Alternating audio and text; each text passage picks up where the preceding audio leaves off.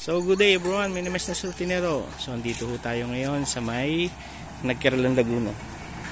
Ano, meron lang ho tayong i-offer na property dito sa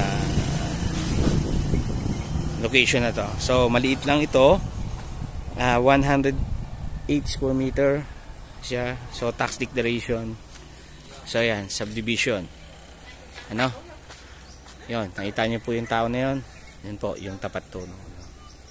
Ano, siya po yung pinaka-owner. So puntahan mo natin. Ayan, pasok ko yung sasakyan. Ano, ayaw makapasok. Ayan.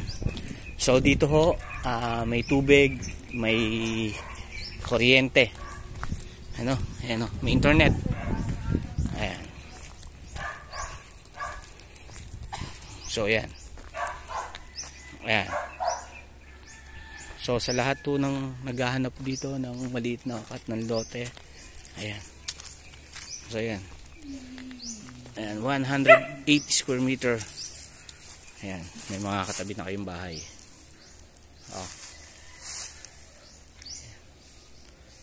So ang presyo is 4,000 per square meter. No, sa lahat po lang naghahanap po ng maliit na lote na kat. Ayan. Ayan, magkabilaan ho pader. Tapos kaya namang makapasok yung sasakyan. Ayan. So yan, may internet, may kuryente.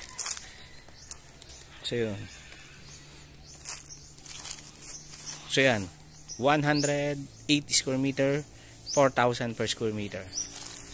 So yun. Opo, dito po yan sa Nagkiralan, Laguna. Ayan, tax declaration. So ayan po, tabing karsada. Ayan. Tapos yan, mga kabahayan na po yan. Subdivision. So yan, sa lahat po ng interested dito sa property na to, call na ho agad kayo, ano po? Or pwede ho kayo, kung taga Nagkiralan ho kayo, pwede ho kayo pumunta ho dito. So pwede na ho kayong dumiretso dito. Ano? May hanapin lang ho kayong tao or message nyo muna ako para ho masamahan ho kayo ng tao na alam po yung mga silukan.